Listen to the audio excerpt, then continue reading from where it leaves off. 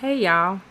So this is Life Convo with Lady, and as you know, May is Mental Health Awareness Month.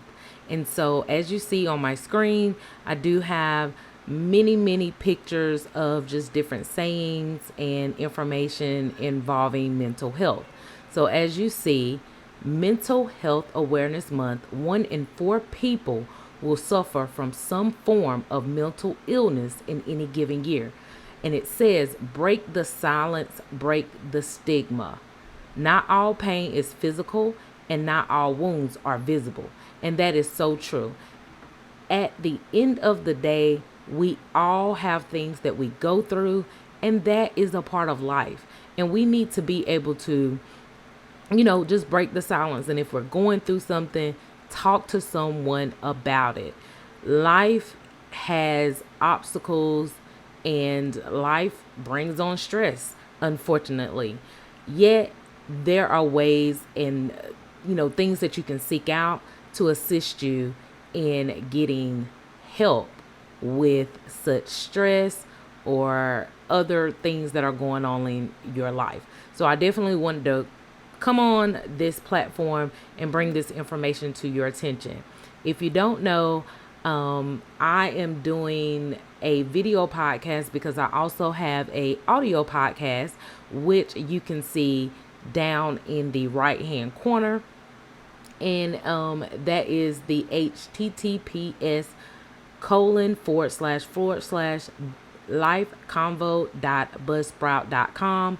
If you are unable to actually watch a video, you can also listen to me on my audio podcast. So let's continue to just look at the different things going on with mental health. And, like I said, since May is Mental Health Awareness Month, um, you know, more people than not celebrate, I guess Mental Health Awareness Month, which is in May. Um, I look at mental health. I look at mental health all year round, and I know about the stigmas that surround mental health because I used to work as a homeless prevention counselor, offering resources, speaking to people in reference to just getting them not only a roof over their head, but also talking to them about different treatments and programs and shelters that offered programs to help with any type of mental health illness, substance abuse, you name it. I pretty much did it. Now, I'm going to read a little bit of this. It says, still people hesitate to seek help or even talk about it with their loved ones for fear of being judged and facing unnecessary backlash. I can relate. I am a very open, honest person, and I've went through some traumas in my life, and especially during the year of 2018, when I was hospitalized. It was just, it was a very uncomfortable for me during that time. However, I just, me being me, did not choose to hold back. I always told people how I was or was not feeling, and I talked to individuals. I had my mother, I had my sister, I had my brothers, I had my grandmother. I mean, I had a ample amount of support in reference to people to speak with, just to help me get through, my illness. Yet, I know other people who didn't feel they had that support and didn't speak with someone, and they ended up spiraling down. So I definitely say it is very important to make sure that you open your mouth. A closed mouth does not get fed. Simple logic dictates that if we are hurt anywhere, we must seek treatment to get better. And that is so true. If sprain your ankle or you twist your ankle, you're walking down the street and you step in a pothole or something, you are going to go to the urgent care, you're going to go to the emergency room, you're going to seek treatment to get better.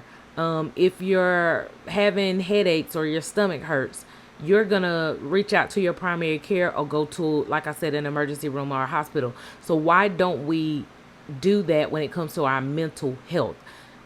Just because other people can't see it doesn't mean it's not there, that it's not happening. So, I mean, just food for thought. This implies to both our mental and physical well being.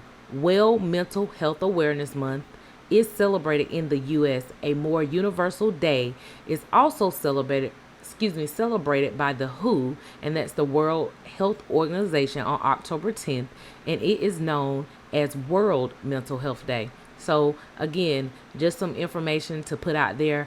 And this website that I'm on is actually nationaltoday.com, and it's / mental health awareness month / and you can look through the different information that they have and learn more about Mental Health Awareness Month.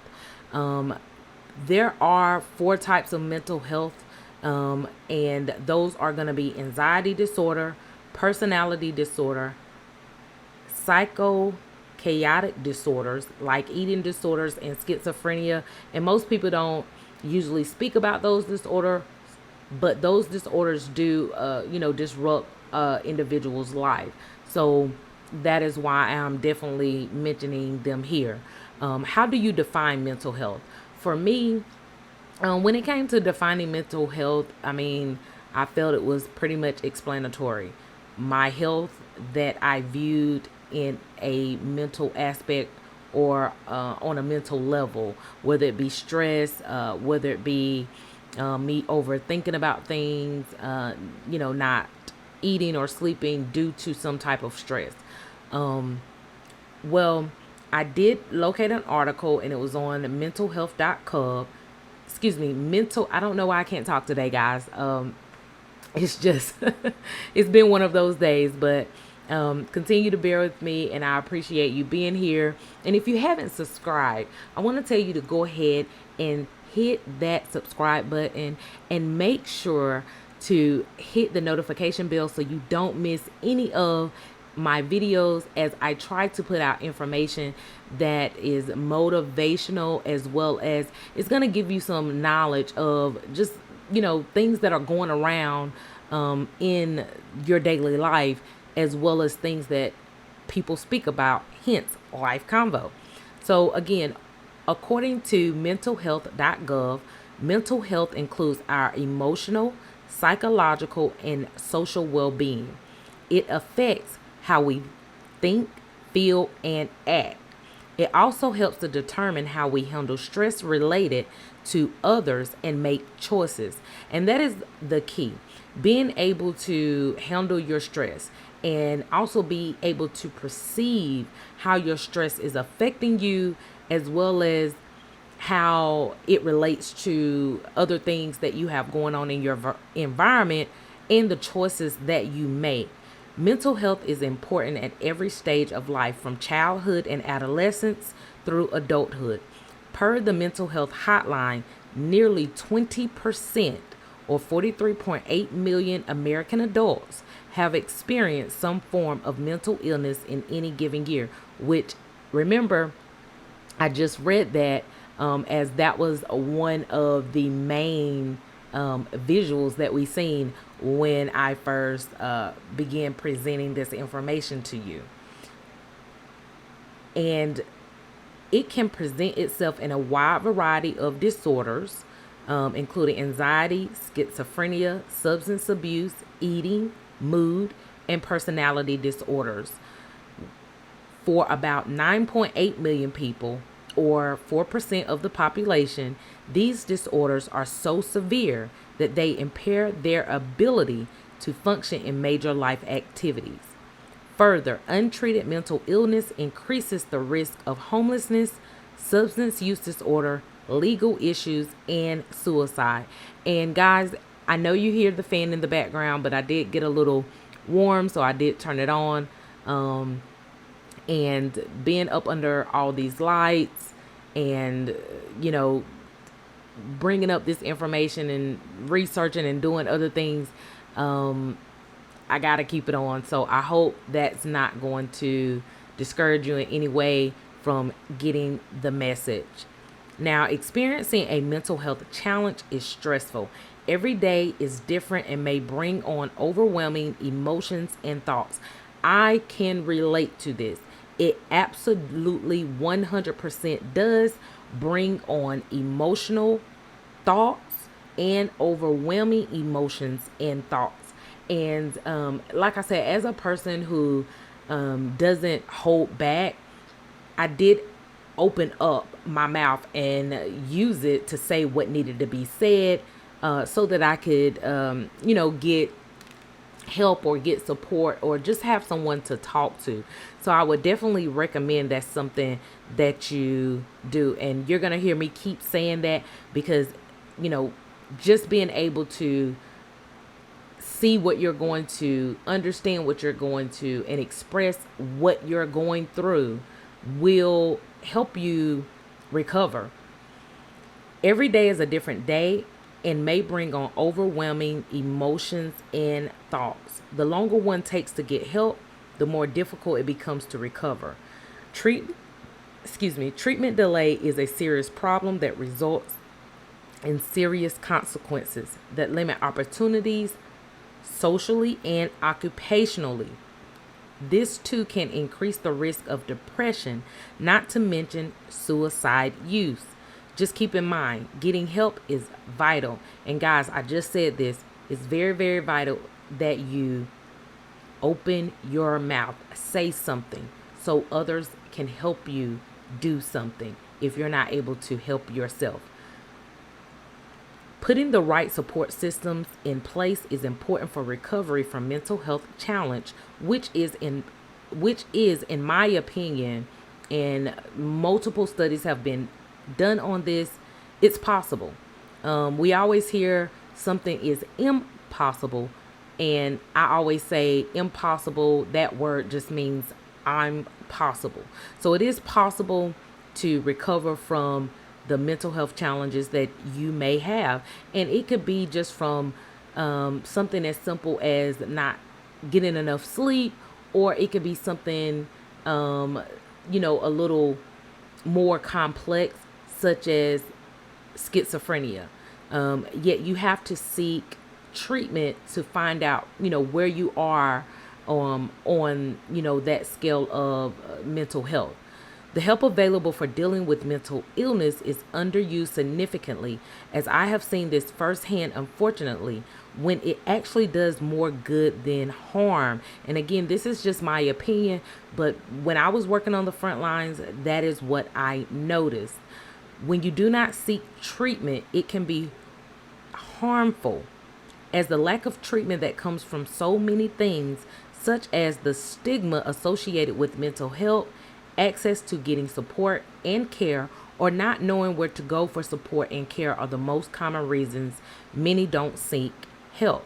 And so, if you are on this podcast today, I will be providing some information so that you can, look for places to go to seek help.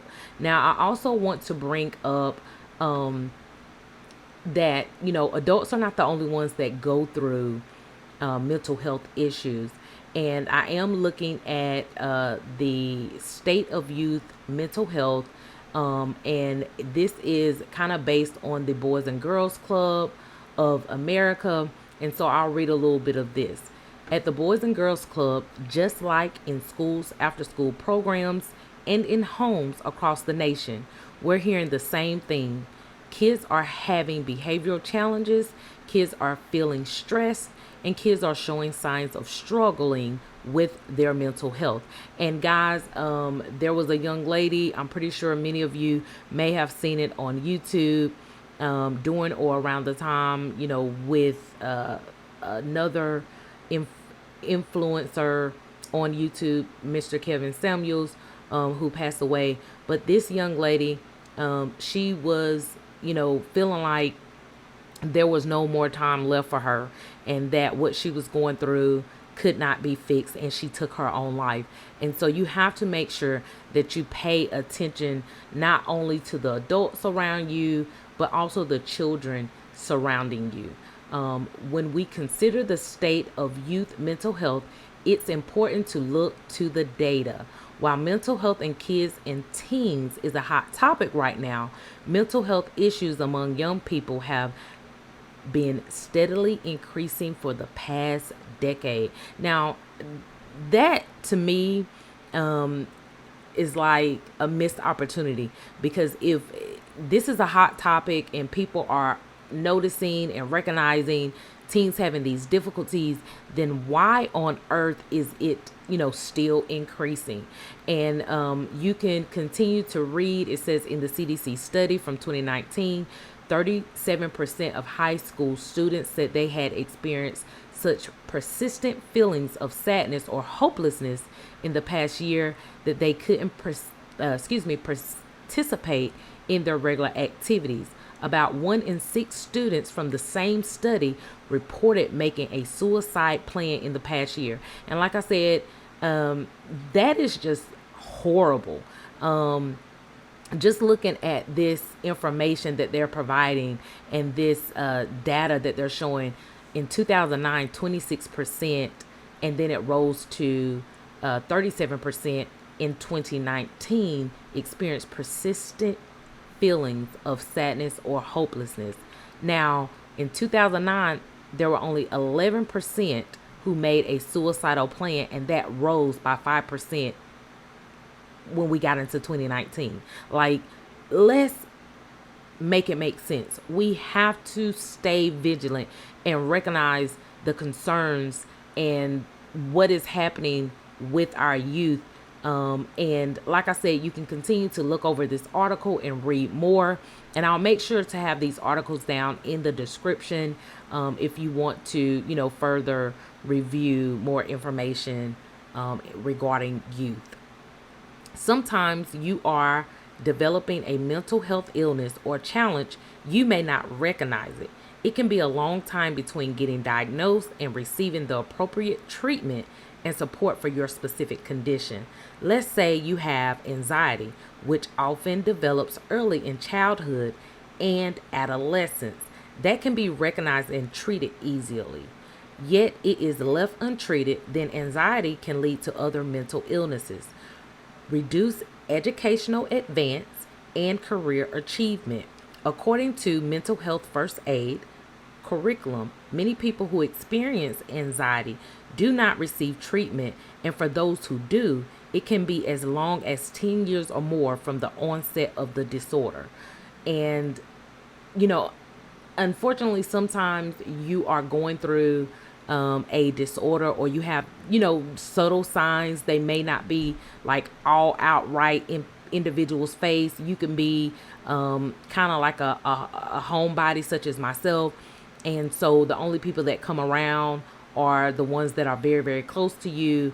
And they actually see you, not just look at you. And then you can have people that, you're out in the world and you're around all day, and they just look at you. They don't see you. So they're not noticing these signs.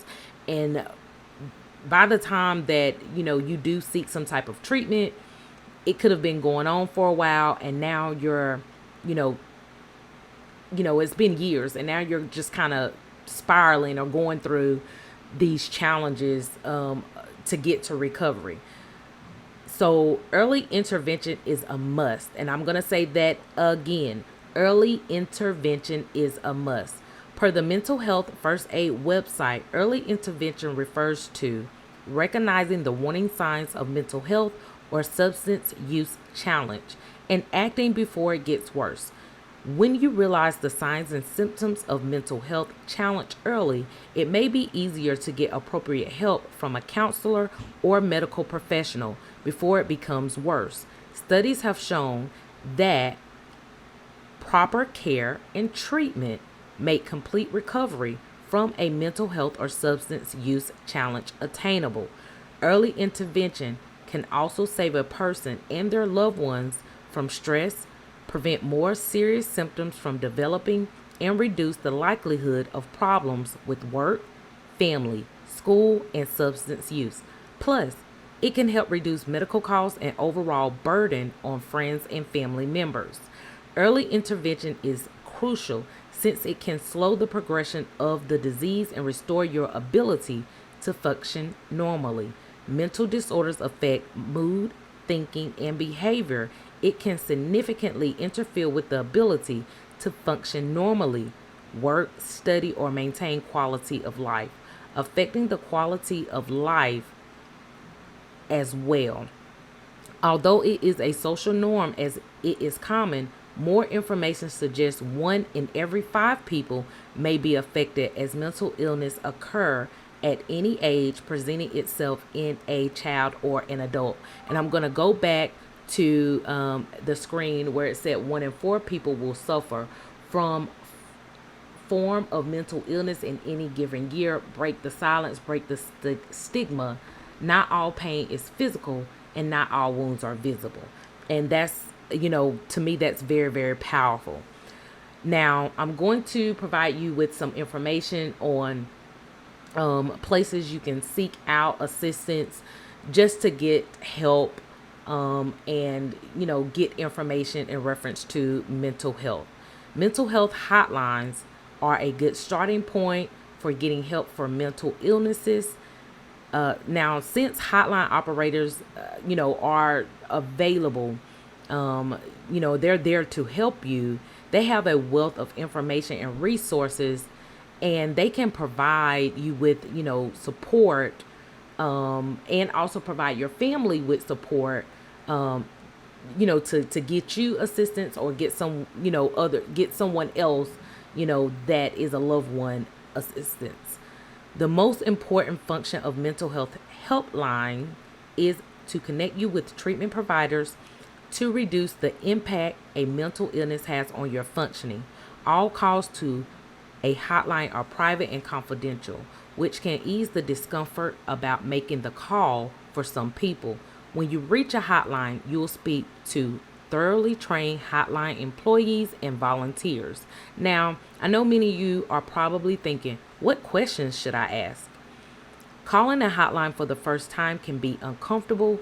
Just know, like I said before, operators, they understand this and they have plenty of information to help you answer a wide range of questions. And, although there are many questions you can ask, I'm going to give you some of the basic questions that, are going to be the best to ask, just to help you get the ball rolling. So the first question is going to be, how do I know if I have a mental health disorder? 2, how are they treated? 3, what types of treatment are available in my area? 4, how long will I have to be in treatment? 5, how do I know which type of treatment is best for me? 6, what therapeutic techniques are available in treatment? 7, which techniques work best for my diagnosis? 8, what happens if I have more than one diagnosis? 9, will I have to take medications? 10, can I ever get off medications? 11, what is my next step after deciding to seek treatment? 12, what happens during mental health treatment? And these questions are kind of like the meat, to getting that ball rolling, speaking with those trained professionals to know where you need to go or what you need to do, and what type of treatment is available to you, whether nationally, locally in your area. When you're calling a hotline on behalf of someone, the best questions to ask are going to be, how do I know if someone has a mental health disorder? How can I help them? How can I talk to them about their disorder without upsetting them? How do I balance self-care with caring for a loved one? How can I encourage them to attend treatment? What should I do to support their recovery? What should I do if there is a crisis situation? So again, these are the questions you're going to want to ask when you're calling about someone else. Now, there are many warning signs, yet according to medicinenet.com, the 5 main warning signs are excessive paranoia, worry or anxiety, long-lasting sadness or irritability, extreme changes in moods, social withdrawal, dramatic changes in eating or sleeping pattern. Yet, I'm going to also give you some other signs and symptoms that can be displayed due to mental disorders. Now, the first one that many people kind of, I guess you can say, lean towards, they start to show feeling sad and unhappy. And I've actually come across a few different individuals, and that is how they kind of display themselves. However, we all get sad sometimes. We are all unhappy at times. That doesn't mean that, we're having some type of mental health breakdown. So, like I said, this is the one I feel people display more often than not, yet it's easily dismissed. The next one is going to be inability to concentrate, excessive fears, unnecessary feelings of guilt, severe mood changes, easy irritability, the tendency to react with violence, withdrawal from friends and activities, inability to remain relationships, inability to work or study, disorganized speech. And that just means that someone is talking meaningless sentences, or, they're making sentences that don't make sense. Feeling tired and lethargic, insomnia, which we all know is pretty much difficulty sleeping, or either the person is sleeping too long. Detached from reality, delusions. And this is where, false beliefs comes in. So it's like sometimes a person, they have unrealistic beliefs. And an example would be like believing that they're God and that aliens are reading their minds. And even though you've shown them proof of, this or them not being that, they refuse to stop believing. So that would be, an example of delusion. Paranoia, hallucinations. Now, hallucinations is having unreal sensations such as hearing voices, seeing things, feeling sensations on the skin, having strange odors that aren't real, etc. And again, guys, I apologize. It's like I can't talk today. Inability to cope with daily problems or stress, consuming excessive alcohol, drug abuse, loss of appetite or excessive eating, decreased sex drive, suicidal thinking, and this is going to require immediate attention. If you are talking to someone or noticing that they are behaving erratically, you want to jump on it. You don't want to wait. You don't want to, say, okay, they're having a tantrum or they just need to rest or whatnot. You want to make sure that if someone has said to you, they're so depressed or they are thinking about, harming themselves or someone else in any way, that you make sure to report it immediately. And, that's the bell right there. Report it. Have you noticed any of these signs showing up around you or in others or even in yourself?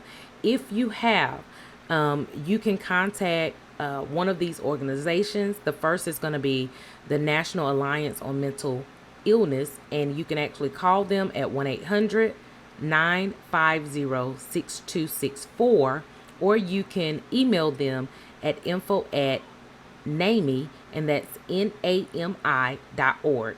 Now, NAMI operates an emergency mental health hotline Monday through Friday from 10 a.m. to 6 p.m. Eastern Time, and operators can provide information about mental illness and refer callers to treatment support groups, family support, and legal support if needed. The next one is going to be crisis text line, and you can actually call them at 741-741, or you can text BRAVE to 741-741. So, when you text or call them, A trained counselor receives it, and usually you'll get a response within minutes, and then the Chrysler will help you de escalate your situation and connect to help locally. National Institute of Mental Health, you can reach them at 866-615-6464. And this organization has a variety of methods for you to communicate with knowledgeable people about mental health issues. In addition to the phone line, there is a live online chat option. These resources are available Monday through Friday, 8:30 a.m. to 5 p.m. Eastern Time. Substance Abuse and Mental Health Services Administration, you can reach them at 800-662-4357, and they run a 24-hour mental health hotline that provides education, support, and connections to treatment. It also offers an online behavioral health treatment locator to help you find suitable behavioral treatment programs. Now, some of the more reputable hotlines in which I have worked with as a homeless prevention counselor that also offer 24-hour mental health, who also can provide you with support, education, and resources are going to include Mental Health America Hotline, and you can text MHA to 741-741. Mental Health America is a national-wide organization that provides assistance through this text line. You will be linked to someone who can guide you through a crisis or just provide you information. National Suicide Prevention Lifeline, you can reach at 800-273-8255. Crisis intervention and free emotional support are available, which is helpful when you need confidential assistance during a time of emotional distress for you or a loved one. The helpline is open 24/7, and a live online chat is available as well. After that, you're gonna want to seek out a crisis text line, and you can actually text connect, and that's CONNECT to 741-741. And they specialize in crisis counselors, and they are just a text message away on this free confidential 24-hour support line. To further protect your privacy, these messages do not appear on your phone bill. The text line also provides services and support if you are upset, scared, hurt, frustrated, or distressed. And that's my favorite one because, if you are, someone who, feels some type of way about anyone, knowing that you are reaching out to a mental health hotline, whether it be your spouse or just whomever in your life, and they pay your phone bill, or they can pull up your information on your phone bill. If you're on a shared plane, you don't have to worry about these messages appearing on the phone bill. So again, that is the first one that is my favorite.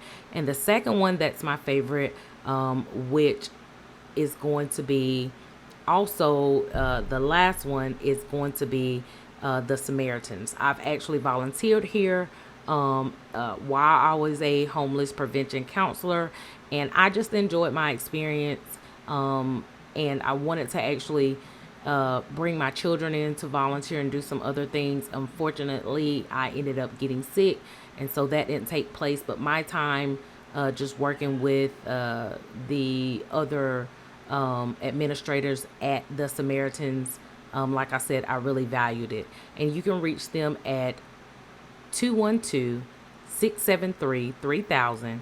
This is a New York-based organization, operates a 24-hour crisis hotline for anyone in the area.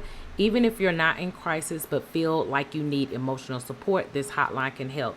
And I was in, actually, I'm in a different state, so they're all over the, they have locations in so many different areas. In the area that I was in, I actually was able, like I said, to work with them through the United Way, where I was a homeless prevention counselor. So, like I said, they are going to be my second favorite. Calling a mental health helpline can serve the purpose of getting education, support, treatment, expectations, and available treatment. Helplines can provide a wealth of information about health issues and the effects that mental health can have on you, as well as the people around you, such as your loved ones.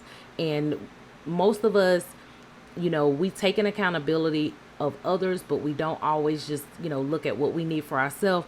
And, being able to call a helpline, I like to call them hotlines, they can help you kind of put together the pieces and get that, information of, so that you can get done what you need to. And that is going to bring me to this particular website, which is youth.gov/feature article May national mental health month. And this just gives you some information, such as over the past 20 years, the Substance Abuse and Mental Health Services Administration and others within the U.S. Department of Health and Human Services and across the federal government, the public health community, and the general public have made efforts to increase the importance of understanding both prevention and treatment of mental health problems. These efforts have significantly improved the outlook for those affected by mental illness. So you can continue to read more. It talks about the Affordable Care Act, expansion health insurance coverage, the Community Mental Health Service Block Grant, and so much more. And like I said, you can look this up on that particular website. Now, when it comes to support, think about when you're concerned about yourself or someone else, whether it be a family member or a friend. Calling a hotline can help them learn how to best seek help. Mental health crisis hotlines are there to give you the support you need during any crisis, from suicidal thoughts, psychotic breaks, manic episodes, and any symptoms in between, as we've kind of went over earlier. Helplines can provide the information requested so you can get a sense on what to expect from treatment and the specifics on ways that particular treatment can help. In addition to that, these hotlines have links at their disposal to get the caller to the treatment centers that suit their individual needs. And I feel that is very important, because you don't want to just call hotlines and they're kind of giving you the fluff and the runaround. When you're in crisis or you're going through any type of mental health challenge, you need to be able to reach out to organizations that can help you seek help now. That is very important. In addition to that, these hotlines, in my opinion, are, very knowledgeable, and, they're forthcoming, and they're going to give you the information about therapy treatments and therapeutic techniques. And, those can widely vary depending on the condition that you have. And, the information that they're going to give you is going to be based on your customized illness and the symptoms that you are stating that you are presenting. Or if someone else is calling on your behalf, the symptoms that they're stating that they're seeing that you are presenting.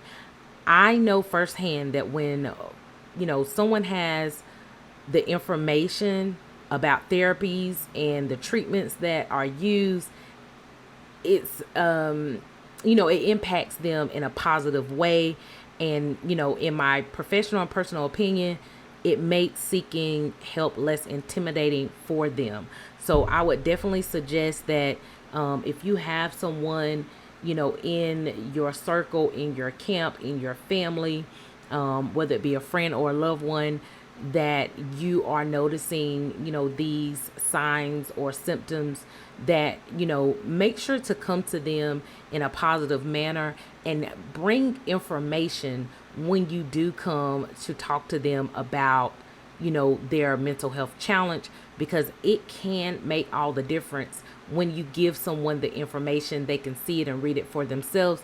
Now, sometimes there are, situations where a person is, a little far gone because of the complexities of their mental health, and sometimes more, I guess you can say, sometimes you need to go a different route to, get them help.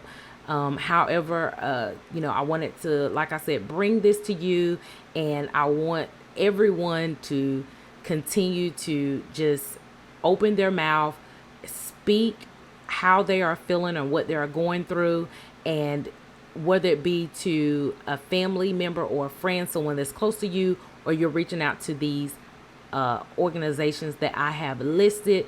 And let's give a big round of applause for just being able to celebrate the month of May, which is again Mental Health Awareness Month. And I hope this helped.